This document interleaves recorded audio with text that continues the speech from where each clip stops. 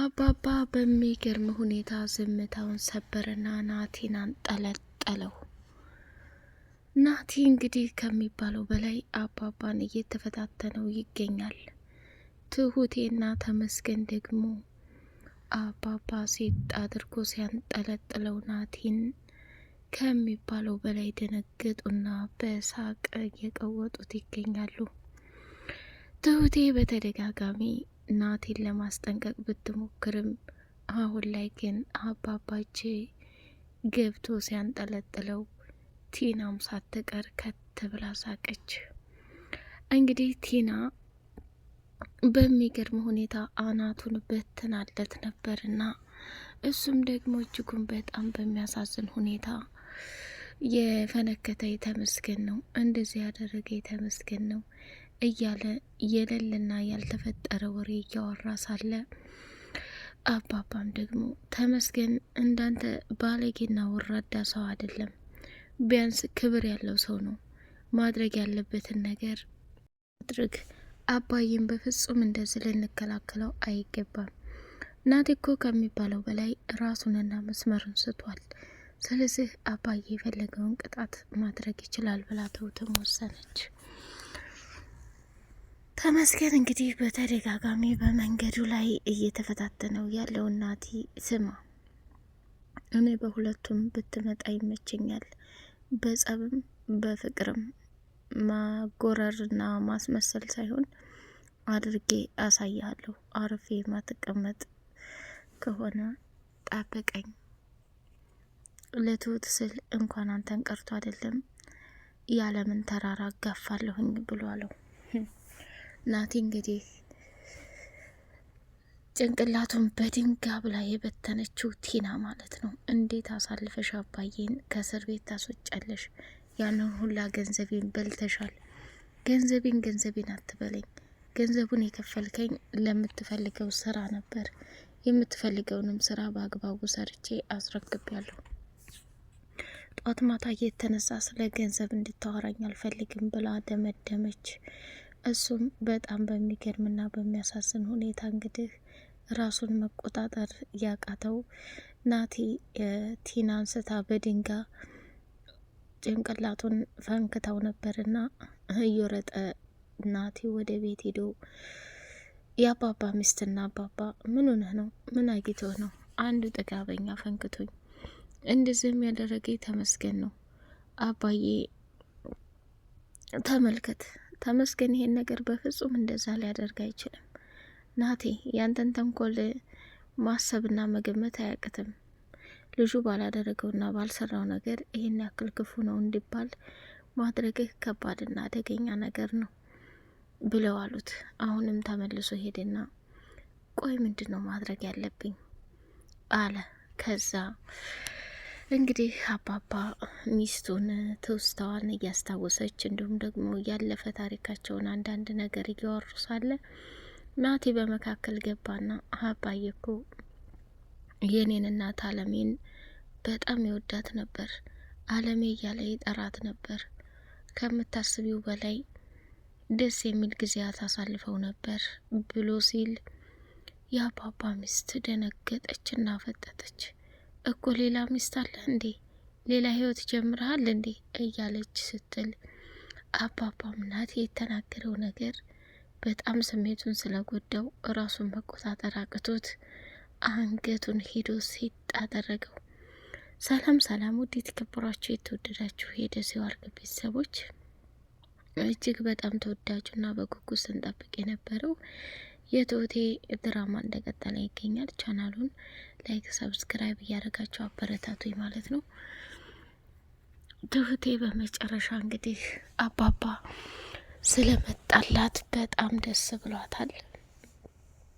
ደስ ያላትም ትልቁ ነገር አባባ እንግዲህ በዛም በዚህም ብሎ ካለበት ቦታ ላይ ሽምግልናው እንዲላክና ምርጫዋ ተመስገንን እንዳደረገች ትሁቴ ቆይ አባትሽ ናቲን ቢመርጠው ታገቢዋለሽ አላት። ሀይ አባዬ ናቲ እንዲቀጣ ስለምፈልግ ነው፣ ጉዳዩን እንዲጨርሰው ስለምፈልግ ነው። አንድ ሰው የሆነ ነገር ሲፈልግ እስከ መጨረሻ ድረስ መፋለም አለበት። ትሁት እባክሽ ልጅ ተጠንቀቂ፣ ይሄ ነገር መዘዝ ይዞብሽ እንዳይመጣ ብሎ ሲላት አባዬ ከኔ ጋር መቼ መዘዝ ጠፍቶ ያውቃል አለችው። ከዛ አይ ትሁት ሳናውቅ እንኳ ለሚመጣው መዘዝ ችግር የለውም፣ እያወቅን ግን የምናመጣቸው መዘዞች በጣም ከባድና አደገኛ ነው ብሎ አላት። እንግዲህ አባዬ ወስኛለሁ፣ እሱም ልካለሁ ብሏል። ቤተሰብ ደግሞ እንደማይቀበሉት እርግጠኛ ነኝ። ቢቀበሉትም የተወሰነ ጊዜ አይቼው እወጣለሁ ብላ ነው እንትን ያለችው ማለት ነው። እንግዲህ አሁን የትሁት ቤተሰቦች ናቲን መርጠው እንግዲህ ጉድ እንዳያደርጓትና አንዳንዴ ቆም ብሎ ማሰብ ይቀርሻል እያለች የምትናገራቸው ንግግሮች እድል በጣም የሚገርም እውቀት ነው ያላት። እድል በመጨረሻ ከተመስገን ጋር ወጣችና ተሙዬ አንድ ነገር እንድታግዘኝ እፈልጋለሁ። ምንድን ነው? እማዬ አሁን ላይ አባዬን አግኝታለች። የራሷን ህይወት እያስታወሰች ነው። እንዳስል ደግሞ ልጇ ሲመጣ ምን ያህል ደስታና ስሜት እንዳለው መገመት አያቅትም። ስለዚህ እኔ ደግሞ የምፈልገው ነገር ቢኖር አሁን ላይ ከሚታሰበውና ከሚባለው በላይ ደስተኛ ሁኜ ነው የምኖረው። ሰው ቤት መግባት ፈልጋለሁ። ያቋረጥኩትን ትምህርት ደግሞ መማር ግድለኛል። እዚህ ቤት ስቀመጥ ማየ ብትወደኝም ባዳነት ነው የሚሰማኝ። ኧረ ተይ እድል በደንብ አስቢበት። አባዬ ከምታስቢው በላይ አይደለም። አንቺ ይሄን ያክል ጊዜ ሚስቱን ስትጠብቂለት ኖረሽ ልጇ ሆነሽ ቀርቶ አይደለም ለእኛ ለባዳዎቹ እጅግ በጣም መልካምና አስተዋይ ሰው ነው። ገባሽ? ስለዚህ በተቻለ አቅምሽ ነገሮችን ማሰብና ማሰላሰል ይጠበቅብሻል አላት። አይተሙ እኔ የምፈልገው እንደዛ ነው፣ ደግሞ ቤተሰቦቼንም ማግኘት ፈልጋለሁኝ ብላ አለችው። እሺ አንድ ታማኝ ጓደኛ አደላላለኝ፣ አሁን ሌላ ቦታ ሄዶ ነው፣ ተመልሶ ሲመጣ እሱ ስራ እንዳስገባሽ አደርጋለሁ። ቤተሰቦችሽንም ደግሞ እንዴት ነው የምናገኛቸው? ምንድን ነው ማድረግ ያለብን እያለ ሲላት ማድረግ ያለብን ያ ገጠር ያለው ሰውዬ ስለ ቤተሰቦቼ ትንሽ ትንሽ ጭምጭምታ ያውቃል። ስለዚህ እነሱን ገጠር ሂደን ጠይቀን የተወሰነ ነገር ቢነግሩን በዛ መሰረት መጓዝ አለብን ብላለችው። እሱም ደግሞ በጣም ደስተኛ ሆነና አታስቢ፣ ሁሉንም ነገር በሂደት የምናስተካክለው ይሆናል፣ እኔ ቻልኩትን ለማድረግ ዝግጁ ነኝ ብሎ ነው ያላት ማለት ነው።